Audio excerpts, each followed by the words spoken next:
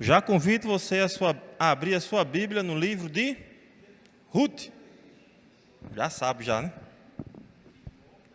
Vamos terminar o dia de Ruth. O dia que a gente começou no domingo, aí vai terminar hoje. O dia de Ruth. Abram comigo em Ruth, capítulo 2. A gente vem numa série de mensagens no livro de Ruth. Hoje é a sexta mensagem no livro de Ruth. Se você está acompanhando agora, você pode procurar aí na página do YouTube, dos cultos passados, você vai encontrar todas as outras mensagens do livro de Ruth, daquilo que está acontecendo aqui. Desde o capítulo 1, a gente viu que a história de Ruth começa exatamente no período dos juízes. O livro começa dizendo isso, no dia que os juízes julgavam. Então era um período muito perverso, muito mau, onde os homens pecavam e a mão de Deus pesava sobre a nação. No livro de Juízes você tem pecado e Deus pesando a mão. Aí o livro de Ruth é o contrário. Você tem Ruth obedecendo e Deus abençoando. Faz o contraponto, mostrando que mesmo no meio das situações mais difíceis, mesmo no meio de um povo perverso, mesmo assim, ainda há esperança. Existem os fiéis do Senhor. É como Deus disse lá para Elias: olha, eu tenho os meus fiéis, 7.000 homens que não se dobraram diante de Baal. Então, você não é o único. O livro de Ruth acontece nesse período. Você vê a história de Ruth desenvolvendo. Você tem Noemi, Elimeleque saindo de Belém, levando os 2 filhos, Malom e Quilion, chegam em Moabe, eles morrem, a desgraça, a maldade, a falta de sorte chega para eles ali na terra de Moabe. E aí termina os primeiros 5 versículos com todos os homens mortos. Sobra só Orfa, Ruth e Noemi, as 3 viúvas. O capítulo 1 continua. O que é que vai acontecer com essas mulheres? Você vai depois do verso 6, falando que há uma esperança, porque voltou, Deus visitou o seu povo. E Deus visita o seu povo, nós vimos isso. Deus, Ele visita o meu coração, Deus visita o seu coração. Basta que o Senhor visite as nossas vidas para que tudo mude. Aí ela ouve, Deus visitou o seu povo, aí elas voltam para Belém. Só que no meio do caminho, Noemi começa a insistir com Orfa e com Ruth: minhas filhas, voltem. Vocês só vão ter alegria se vocês se casarem de novo. Vocês precisam das coisas dessa vida para que sejam felizes. Nós vimos que às vezes a gente pensa que a nossa felicidade está nas coisas dessa vida. Eu vou ser feliz só se eu tiver um baita emprego, se eu tiver uma ótima casa, se eu tiver uma ótima saúde, se eu tiver isso, se eu tiver. Então, era mais ou menos como Noemi estava pensando. Você só é feliz se você tiver isso. Ela estava absolutamente enganada, mas ela vai insistindo. Orfa, volta. Aí Ruth diz: olha, não insista, não fique insistindo para que eu deixe a senhora. Aonde quer que a senhora for, eu vou também. Aonde quer que pousar o seu pé, o meu pé lá vai estar também. O seu povo é o meu povo. O seu Deus é o meu Deus. Faça a Deus o que bem lhe aprovesse, e qualquer outra coisa que não seja morte, me separar da senhora. Então ela faz ali uma aliança com Noemi. Acima de tudo, preste atenção quando Ruth diz: o teu povo será o meu povo e o teu Deus será o meu Deus. Ela está procurando refúgio no Deus de Israel. Ela está abandonando os falsos deuses, ela está abandonando aquela vida e está dizendo: olha, eu vou buscar refúgio nas asas do Senhor. Isso é importante. Domingo passado nós falamos sobre isso, da reação de Boaz com relação a Ruth. E aí o texto continua, você chega dos versos 18 para frente, e aí você ainda tem um coração amargurado de Noemi chegando na cidade. Era uma pessoa conhecida, e as mulheres se alegram: olha, Noemi voltou. Aí Noemi diz: olha, não me chamem de Noemi, me chamem de Mara. O coração está amargurado, e a amargura dela tem um endereço muito claro.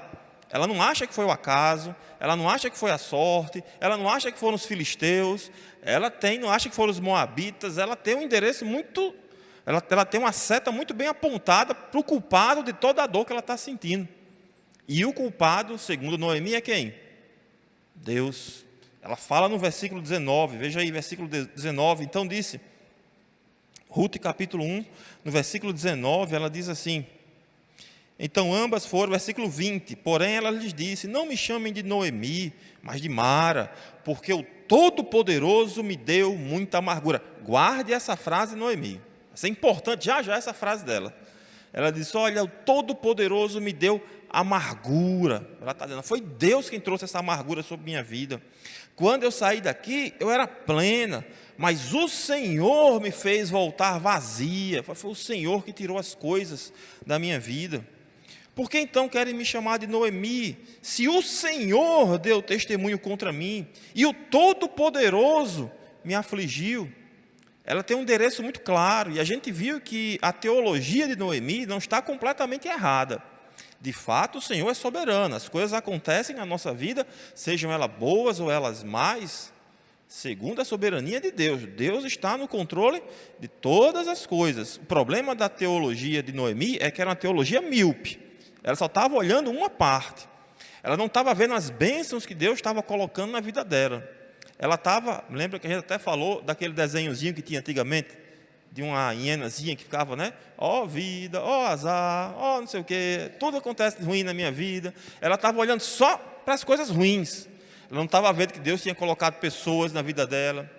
A bênção que era Ruth na vida dela, ela não estava vendo isso.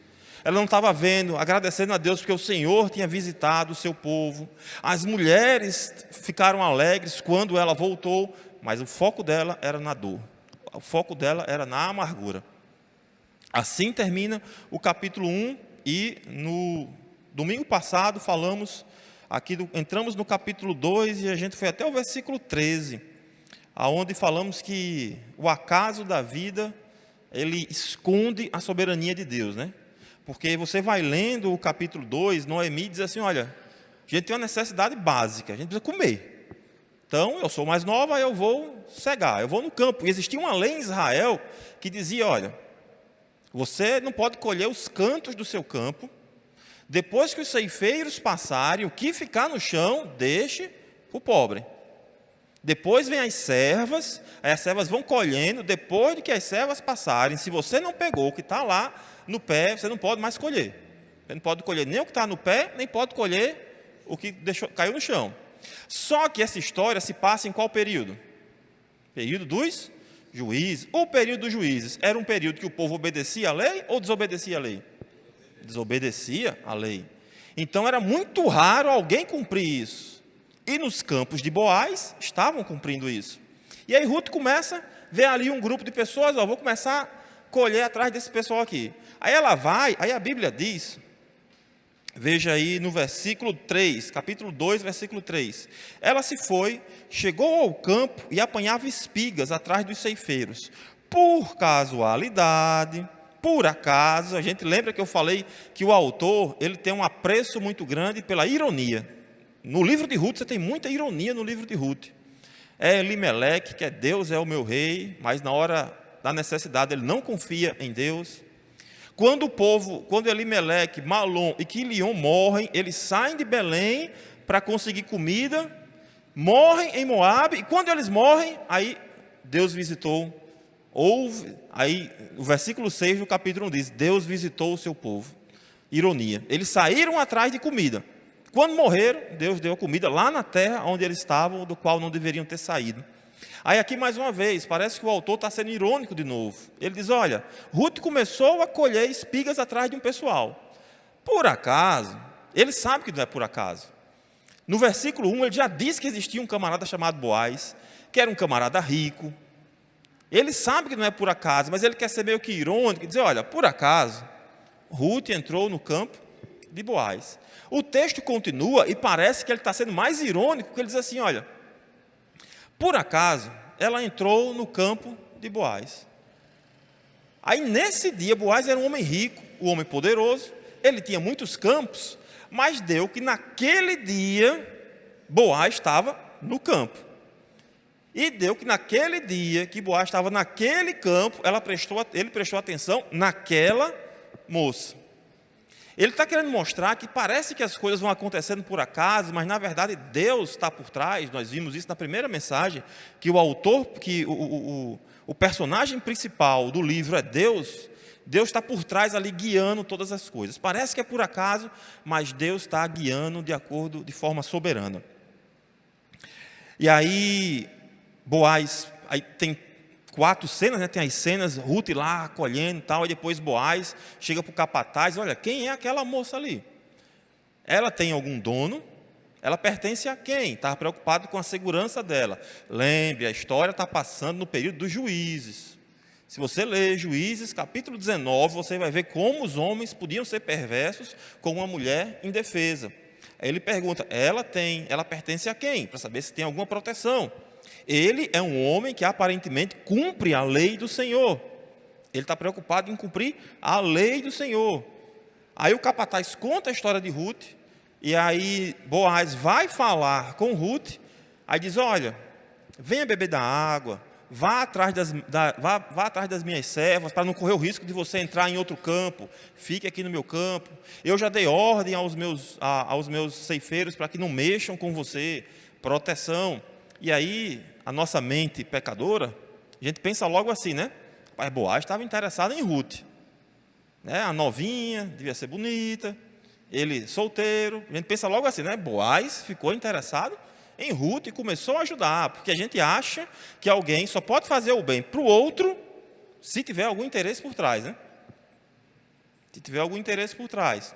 Só que o próprio Boaz responde por que é que ele estava ajudando Ruth, porque veja o que ele diz aí no verso 11, capítulo 2, verso 11, diz assim, Boaz respondeu, já me contaram tudo o que você fez pela sua sogra, depois que você perdeu o marido. Sei que você deixou pai e mãe, e a terra aonde nasceu, e veio para um povo que antes disso você não conhecia. Então, o que está no coração de Boaz, eu sei a sua história. Eu sei que você abandonou seu pai, eu sei que você abandonou a sua mãe, você cortou os seus laços, você abandonou a sua terra. Lembra, mais uma vez, a história está acontecendo no período dos juízes. O povo estava na terra prometida e você fazer parte do povo de Deus tinha a ver com você estar na terra da aliança. Você tinha que pertencer ao povo da aliança, na terra da aliança. E o que Boaz está dizendo, olha, você entrou, você buscou refúgio no povo de Deus. Você veio aqui para a terra da aliança, na qual Deus disse, vou dar essa terra para você, Abraão. Aí Boaz diz, olha, já me contaram que você fez tudo isso. Aí ele continua.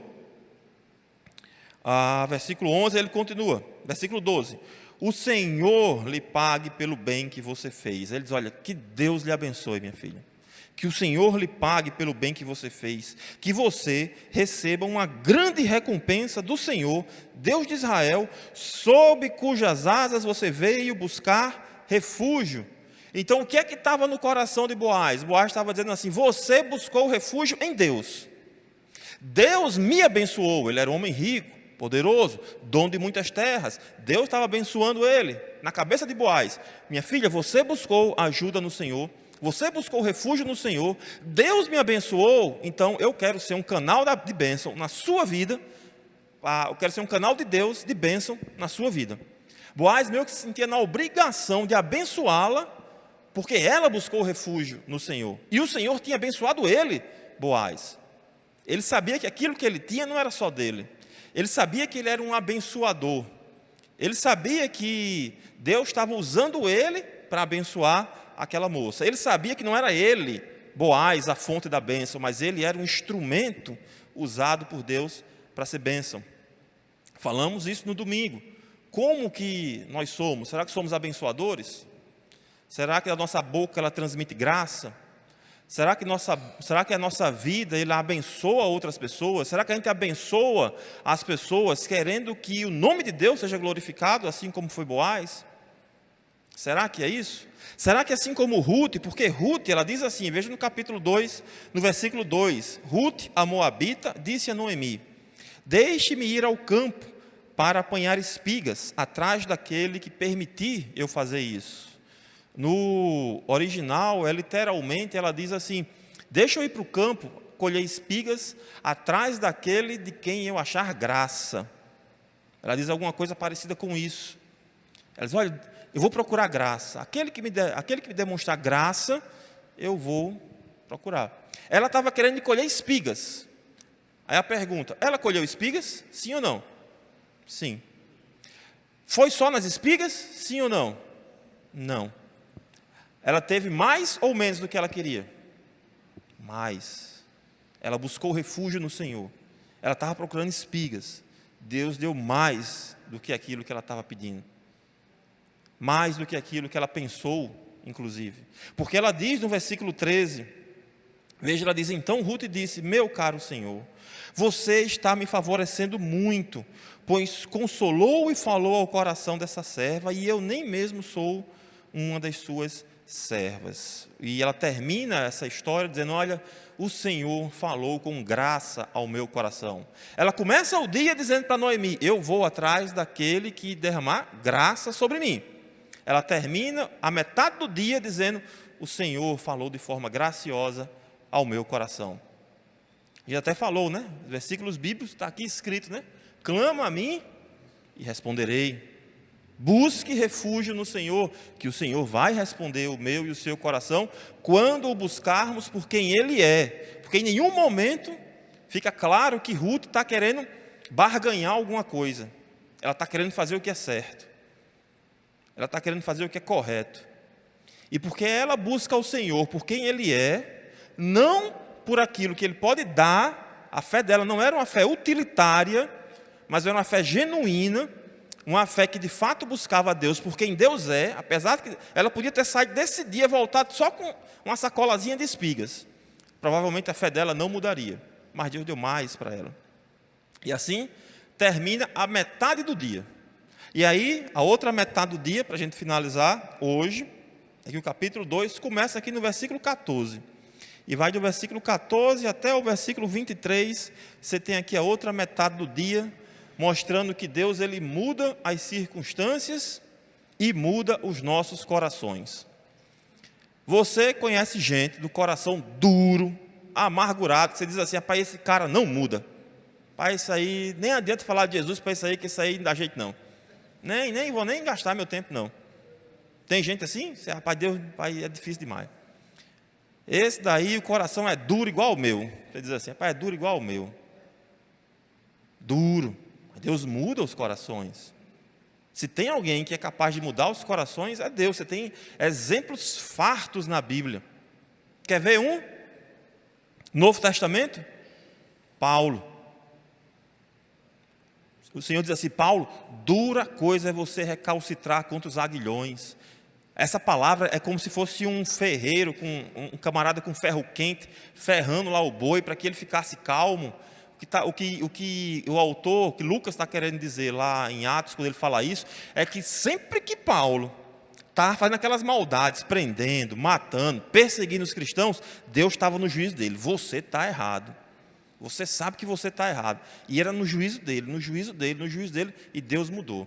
Mudou tanto que as pessoas até desconfiaram, né? Quando Deus fala assim para Ananias, vá até a rua direita, tem um camarada lá chamado Paulo, você vai orar por ele. Aí o que é que Ananias diz? Rapaz, Senhor, está certo mesmo esse negócio, Senhor? Esse camarada estava perseguindo, não é melhor deixar ele cego não, do jeito que está, que vai que ele volte a ver e me veja, né? Vai que ele volta a ver e me veja. Então, coração duro, Deus muda os corações. Você vê um Pedro, um João da vida, Deus muda os corações. E veja o que é que Deus vai fazer aqui a partir do versículo 14. Veja comigo, versículo 14. Na hora de comer, aí teve toda essa situação, chega agora na hora do almoço. Na hora de comer, Boaz disse a Ruth, venha para cá e coma do pão, molhe o seu bocado no vinho.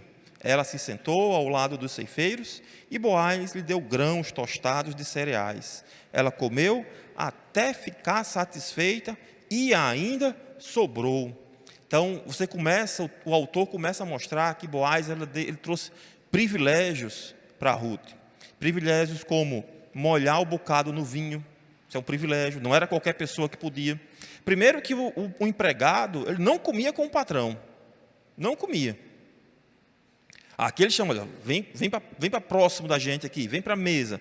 Então está lá Ruth comendo com ele, molha o bocado no vinho, sentou ao lado dos ceifeiros, que também não era comum. Ele teve mais comida do que ela podia comer. Mais uma vez, privilégios. Mais do que aquilo que ela pensou, mais do que aquilo que ela imaginava que ela teria naquele dia. Talvez ela começou o dia pensando assim: olha, se eu voltar com um cestinho de grãos, que dê para mim e para a senhora, falando com Noemi, que dê para mim e para a senhora passar o dia de hoje, já está valendo já. Ela já estava comendo até mais do que ela conseguia suportar. Veja como Deus vai mudar. Um dia, isso é um dia na vida de Ruth. Você pensa que 10 anos atrás, por 10 anos para trás, foi só dor e sofrimento, só dificuldade. Mas um dia, Deus está mudando toda a realidade. Aí no versículo 15, continua.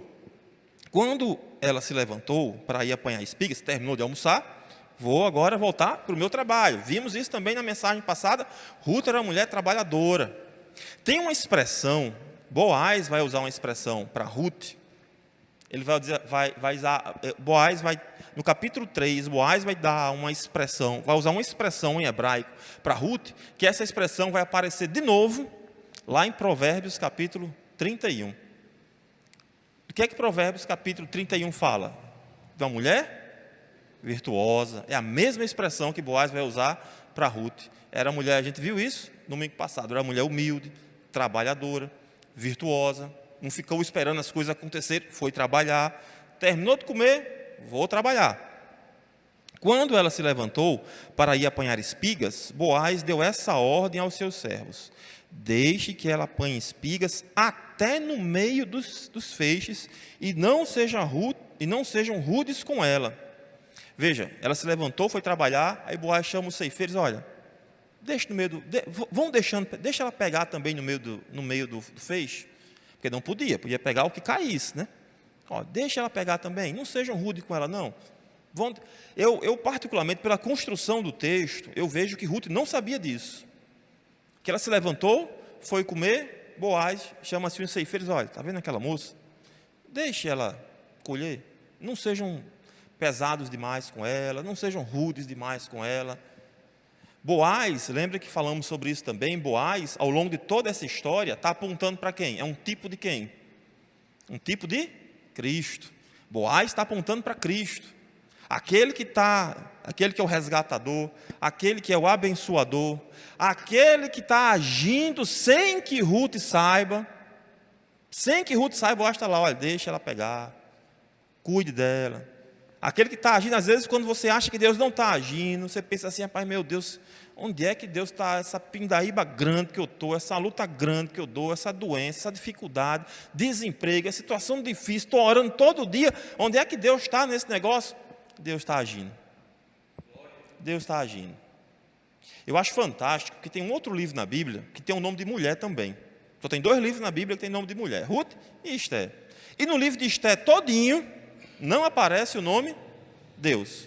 Não aparece. Mas quem é que está agindo para que tudo aconteça? Deus. Ele não aparece lá o nome escrito, mas é Ele que está por trás de toda a história, guiando tudo o que está acontecendo. Não existem acasos, falamos isso no domingo passado. Não existe acaso. O acaso é uma forma de Deus disfarçar a sua soberania. Mas é Ele que está no controle de todas as coisas. Então, Ruth está lá. Deus está agindo. Deus está agindo mesmo quando eu e você não percebemos. Versículo 16, tirem também, aí Boaz continua, né, falando com os ceifeiros: ó, deixa ela pegar no meio dos feixes. Tirem também algumas espigas dos feixes e deixem cair, para que ela apanhe e não a repreende. Só demais, quando vocês escolherem, do nada assim, você deixa cair 2, 3 espigas.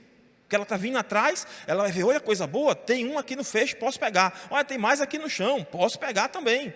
Vão deixando, vão abençoando. Deixe essa moça ser abençoada, porque ela buscou refúgio aonde?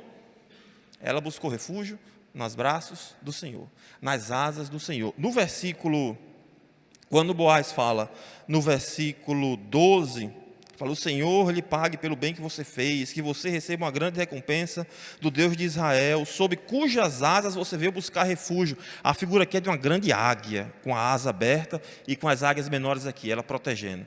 E a águia mãe lá, olhando assim, vendo os perigos. Onde é que tem vendo os perigos? E está protegendo aqui os filhotezinhos aqui.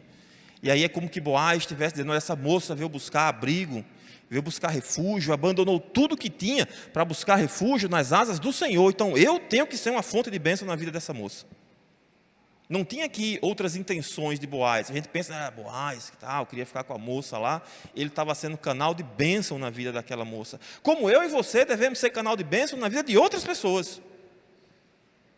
Se Boaz aponta para Cristo e eu e você devemos imitar a Cristo, nós devemos ser canal de bênção na vida de outra pessoa.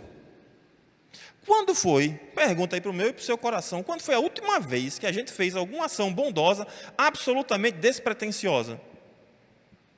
Simplesmente por ser uma ação bondosa, para abençoar alguém.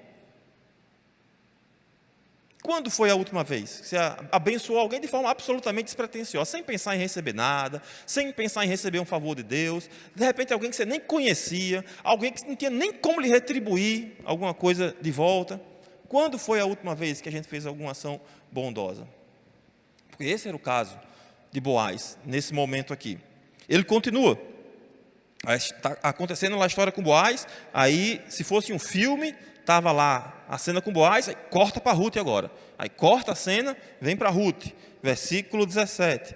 E assim Ruth esteve apanhando espigas naquele campo até de tarde. Depois debulhou o que havia apanhado e foi quase 20 litros de cevada. Isso aqui dá quase 16, 17 quilos de grão.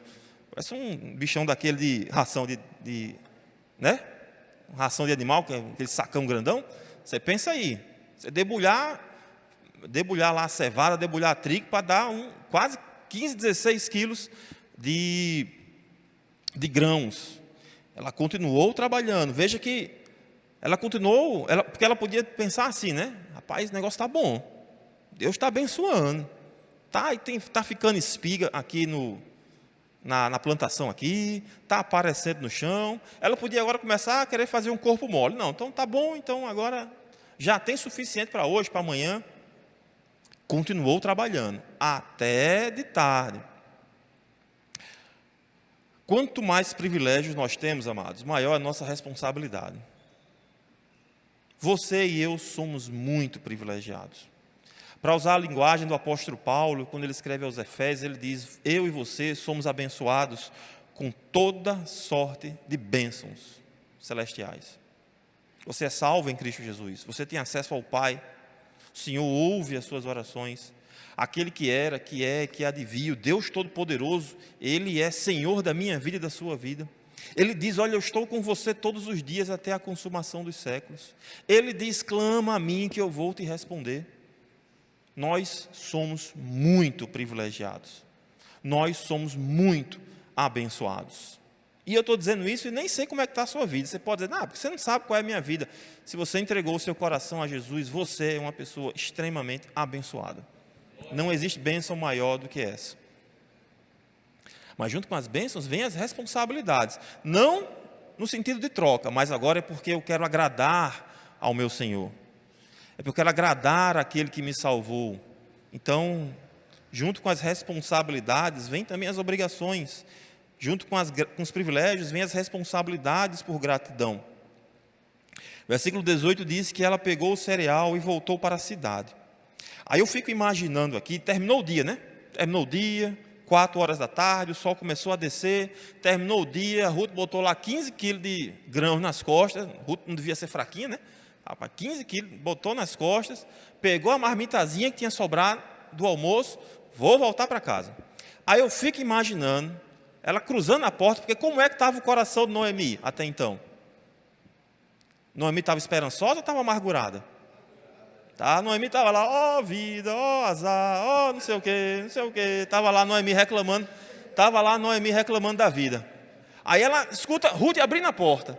Aí quando Ruth abre a porta, está lá um saco de comida. Ainda tem mais uma marmita. Eu fico imaginando os olhos de Noemi. Você vem com tanto de comida dessa. Porque veja aí o versículo 19. Então, versículo 18. Ela pegou o cereal e voltou para a cidade. E a sogra viu quanto de cereal ela havia conseguido apanhar. Ruth também deu para a sogra a comida que lhe havia sobrado, depois que ela comeu até ficar satisfeita. Terminou o dia de trabalho, Noemi ficou extremamente espantada, e você tem lá Ruth cuidando de Noemi. Mesmo na reclamação, mesmo com o coração amargurado, Ruth podia dizer: homem, vá cuidar da sua vida então, Noemi. Você quer ficar reclamando? Fique reclamando da vida aí, que eu vou cuidar da minha vida. Ruth está sendo abençoadora. Interessante que ela está sendo abençoadora e ela foi abençoada. Parece que é o ciclo, né? Boaz foi abençoado por Deus. Boaz abençoa Ruth. Ruth abençoa Noemi. E o coração de Noemi, como é que estava? Amargurado. Será que o coração de Noemi agora vai mudar? Vamos ver o que é que o texto diz. Então Noemi perguntou: aonde você foi colher hoje? Onde trabalhou? Porque você vai começar agora do versículo 19 até o 22, o diálogo. Ruth e Noemi. Aí Noemi diz: olha, não foi que você foi trabalhar. Onde foi que você foi colher hoje? Ela diz: bendito seja aquele que acolheu você com tanta generosidade. E Ruth contou à sua sogra onde havia trabalhado e acrescentou: o nome do homem com quem trabalhei hoje é Boaz. Aí agora eu imagino os olhos de Noemi, coração de Noemi, Boaz. Eu fico me perguntando, será que Noemi tinha esquecido que Boaz, eu trabalhei, o campo dele, Boaz. Veja que qual vai ser a reação de Noemi. Dizendo agora: bendito seja esse homem, bendito seja Deus, que não deixou de ser bondoso. Dizendo que ele podia se casar, no caso aqui, Boaz podia até se casar ou com Ruth ou com Noemi, já que era parente de Elimeleque, para poder continuar a descendência. Aí ela diz: olha, bendito seja Deus, esse homem é o nosso resgatador. É interessante que Deus ele não desistiu de Noemi. Eu fico impressionado como Deus não desiste da gente. Tem uma frase de Spurgeon, não sei se é de Spurgeon, de um camarada desse aí, grande, que ele diz: olha, todos os dias nós damos inúmeras razões para Deus desistir da gente. Inúmeras, mas nunca são razões suficientes. Deus ele não desiste da gente. Quando você olha Noemi reclamando, direcionando contra Deus, Deus não desistiu. Deus ia trabalhar no coração de Noemi. Deus ia trazer alegria de novo. Noemi estava dizendo: olha, me chamem de Mara. E Deus estava lá dizendo: não, seu nome não vai ser Mara, você vai ser Noemi. Você vai ser alegre, você vai ser feliz. Você vai segurar nos seus braços ainda um filho, um neto, aqueles que vão. Você vai segurar nos seus braços um menino que as pessoas vão dizer: olha, melhor é para Noemi, Ruth, do que 7 filhos. Deus tinha toda uma história, ela não estava vendo o quadro completo, estava vendo apenas um pedaço. Na escola bíblica, a gente vai terminar esse domingo o livro de Jonas. E é impressionante, mais uma vez, como Deus não desiste da gente. Porque Deus disse para Jonas: Jonas, vá para Nínive. Jonas pega um barco para Tarsis, para outro lado completamente diferente. Seria muito mais fácil para Deus dizer: você não quer não? Então tá bom, morra, vou chamar um profeta que queira ir. E mandava outro profeta. Mas Deus vai trabalhando no coração de Jonas, manda uma tempestade. Jonas quer morrer, se joga no mar. Não me joguem no mar que eu vou morrer. E se eu morrer, aí é que eu não vou mesmo. Para Nínive. Mas lá no fundo do oceano, dentro de um grande peixe, Jonas começa a orar ao Senhor. O Senhor ouve a oração de Jonas. Deus não desiste dele. Jonas diz: eu vou cumprir os meus votos. O peixe vomita ele lá na praia. Ele vai para Nínive, chega lá, prega com raiva. Em 40 dias, Nínive vai ser destruída. Não diz quem é que vai destruir, não diz por que é que vai ser destruída, não diz nada. Vai todo mundo aqui morrer. Daqui a 40 dias já era. Quero mais é que vocês se explodam. Ele estava dizendo lá, Jonas. Mas Deus é tão misericordioso que é uma mensagem mal preparada, pregada com raiva, de forma ligeira, se converte mais de 120 mil. Aí é o primeiro pregador que fica com raiva, porque as pessoas se convertem. Aí ele fica com raiva: está vendo? Não foi isso que eu disse, Deus? Eu estava lá ainda, quando quis fugir, eu sabia que o Senhor é misericordioso, eu sabia que o Senhor é bondoso, eu sabia que se esse povo se arrependesse, o Senhor não ia pesar a mão sobre eles. E fica com raiva. Mas mesmo assim, Deus não desiste de Jonas. Sembra lá a plantinha, vem lá a plantinha, fica lá a sombra para ele, vem um ventozinho gostoso, ele fica bom, no outro dia a planta desaparece. Aí Jonas: eu quero morrer, Jonas diz, eu quero é morrer. Aí Deus diz: Jonas, você acha razoável isso, Jonas? Você está com raiva por causa de uma planta que você não plantou, você não cuidou, você só teve os benefícios dela, mas você está aí todo com raiva, todo chateado. E eu não posso me compadecer de mais de 120 mil pessoas e dos bichos também, se eu quiser. Aí o livro termina sem resposta, né? Como é que a gente sabe que o coração de Jonas foi mudado? Porque ele escreveu o livro. Porque se ele não tivesse escrito o livro, se o coração dele tivesse duro, ele não tinha escrito o livro. Porque o autor, eu particularmente vejo que é Jonas que escreve, quando ele escreve o livro, ele está meio que botando um espelho, dizendo assim, olha, Deus mudou o meu coração. Será que ele não pode mudar o seu também? Será que Deus não pode mudar o seu coração também? Ele mudou o meu. Veja tantas vezes que eu dei razões para Deus me abandonar, mas Deus não me abandonou e mudou o meu coração. Será que Ele não muda o seu também? Será que Deus não muda o coração daquela pessoa que você acha que Deus não tem como dar jeito mais?